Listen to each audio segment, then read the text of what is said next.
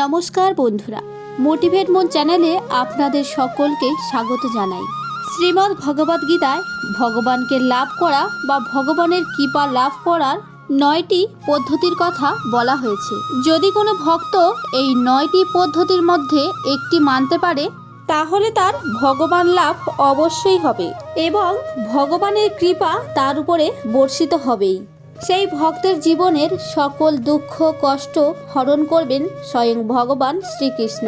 তাই অবশ্যই আপনারা এই ভিডিওটি মনোযোগ সহকারে শেষ পর্যন্ত শুনুন। এরপর আপনারা জানান যে আপনারা এর মধ্যে কোন পদ্ধতিটি মানেন বা কোনটি আপনারা মানতে পারবেন। আমরা বেশিরভাগ মানুষ সাধারণত ভক্তিপথে ভগবানকেই ডাকি, কিন্তু শ্রীমদ্ ভগবদ গীতায় স্বয়ং ভগবান নিজেই বলেছেন যে ভক্তির দ্বারা ভগবানকে পূর্ণরূপে জানা যায়। ভগবদ গীতায় আরোই বলা হয়েছে ভগবান ভক্তির 9টি পদ্ধতির কথা। এর মধ্যে অবশ্যই একটি পদ্ধতি আপনারা মেনে চলুন। তাহলে চলুন বন্ধুরা, জেনে নেওয়া যাক যে সেই 9টি পদ্ধতি কি কি। প্রথম পদ্ধতিটি হলো শ্রবণ। মহারাজ পরীক্ষিত কেবলমাত্র শ্রবণের মাধ্যমে ভগবত ধাম লাভ করে। তিনি কেবলমাত্র 7 দিন সুখদেবের কাছ থেকে ভগবান শ্রীকৃষ্ণের মহিমা শ্রবণ করেছিলেন।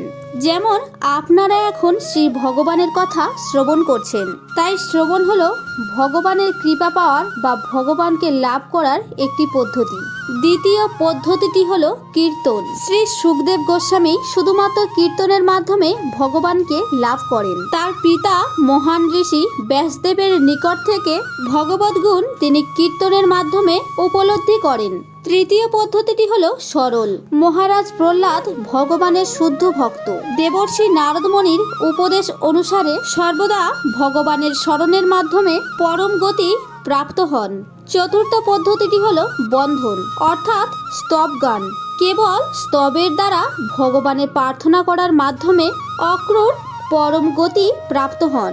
পঞ্চম পদ্ধতিটি হলো অর্চন অর্থাৎ পূজা করা।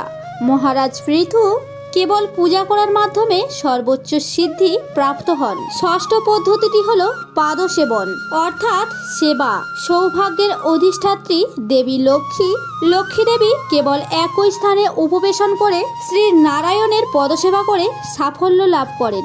সপ্তম পদ্ধতিটি হলো দাস্য অর্থাৎ আজ্ঞা পালন। শ্রী রামচন্দ্রের সেবক মহাভক্ত হনুমান ভগবানের আজ্ঞা পালনের মাধ্যমে সর্বোচ্চ সিদ্ধি প্রাপ্ত হন। অষ্টম পদ্ধতিটি হলো সক্ষম অর্থাৎ ভগবানের সাথে সখ্যতা স্থাপন। মহাবীর অর্জুন ভগবানের সাথে সখ্যতা করার মাধ্যমে পূর্ণ সিদ্ধি অর্জন করেন।